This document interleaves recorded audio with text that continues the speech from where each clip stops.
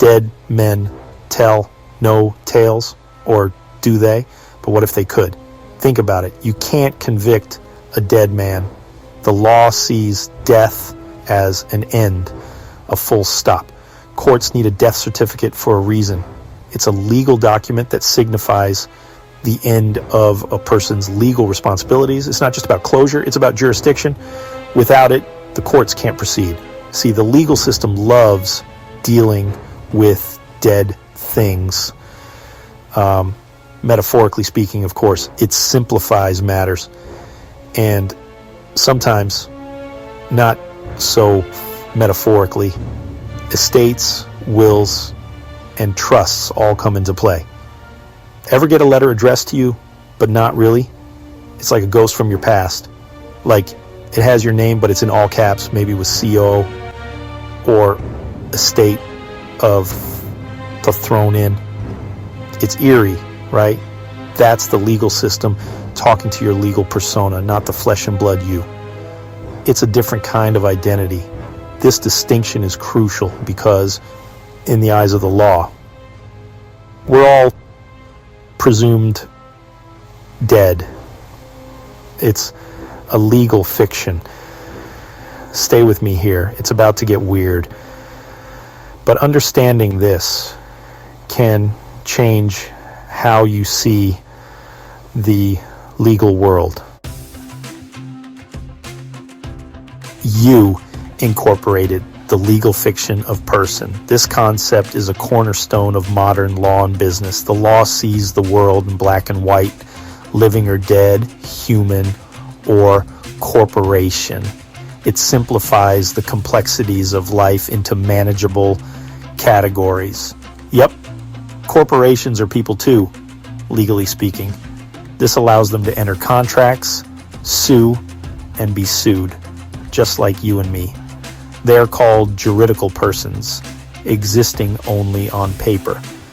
These entities have rights and responsibilities, but no physical presence. You, my friend, are a living being, a natural person.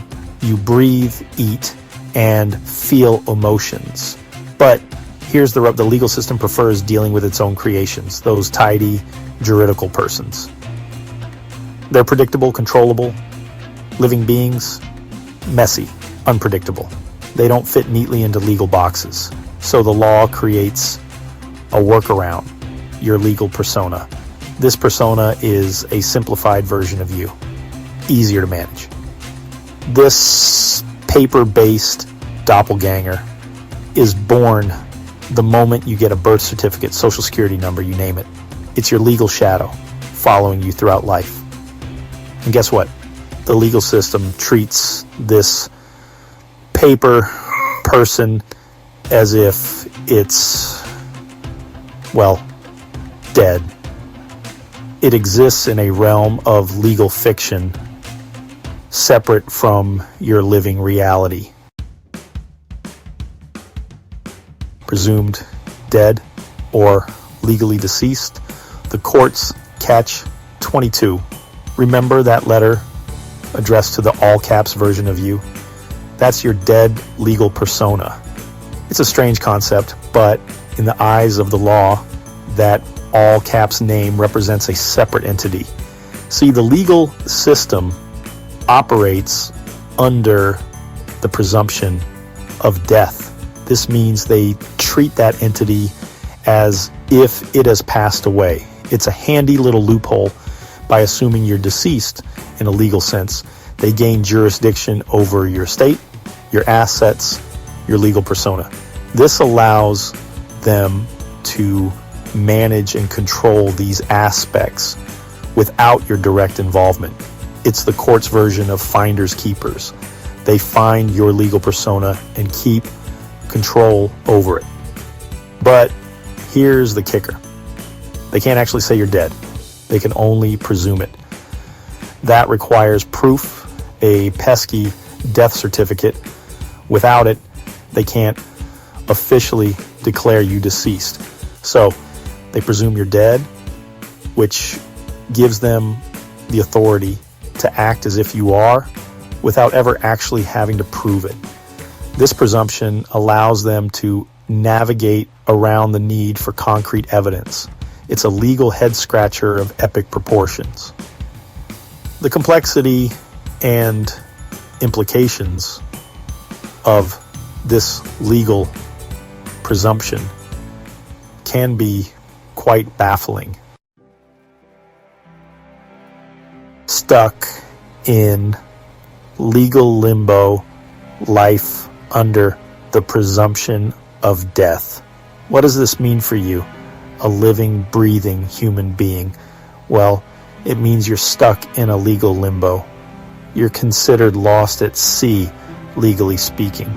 And as long as the court maintains jurisdiction over your legal persona, they call the shots. Think about it. Traffic tickets, property taxes, court summons, they're all addressed to your deceased legal persona. By engaging with the system, you're essentially breathing life back into that paper corpse, unknowingly agreeing to play by their rules. It's like playing poker with a shark who's already decided you folded. Not exactly a fair game, is it? So, how do we escape this legal purgatory? Simple. We declare ourselves alive. No, seriously. By filing a separation agreement, you're essentially telling the court, hey, that dead guy, not me. I'm over here, alive and kicking. This document serves as a legal notice of life, separating your living being from your deceased legal persona. You're essentially reclaiming ownership of your life, your rights, your sovereignty. Think of it as a legal emancipation from the land of the legally dead. Jurisdiction, Judo, challenging the court's authority. Now, the legal system isn't exactly known for its flexibility. They might not be thrilled about your newfound aliveness. But here's the thing. Jurisdiction isn't a right, it's a privilege. And it's one that must be granted. Every interaction with the legal system is a contract negotiation. They're offering their services for a fee, of course, and you're deciding whether to accept, but you have the right to negotiate the terms of that contract. This is where jurisdiction judo comes in. By understanding the rules of the game, you can use their own weight against them. Asserting your sovereignty. You are not a subject. Remember, you are not a subject. You are a sovereign individual with inherent rights. The legal system is meant to protect those rights, not infringe upon them. By asserting your sovereignty, you're taking back control of your legal destiny. This isn't about beating the system. It's about understanding the system and working within it to assert your rights. It's about leveling the playing field and ensuring a fair game for all. Wake up and smell the jurisprudence, a call to action. This isn't just about legal technicalities. It's about reclaiming our power. The legal system relies on our ignorance, our complacency. It's time to wake up and smell the jurisprudence. Educate yourself, challenge the assumptions, and demand transparency. The more we understand the rules of the game, the better equipped we are to play it and win. It's time to rewrite the rules of the game. This isn't just about individual cases. It's about systemic change. The presumption of death, the conflation of living beings with legal fictions. These are fundamental flaws in the system that need addressing. It's time to rewrite the rules of the game, to create a legal system that recognizes and protects the rights of living, breathing human beings.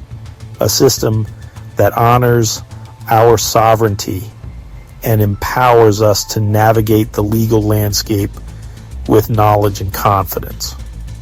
The time for change is now. Let's make it happen.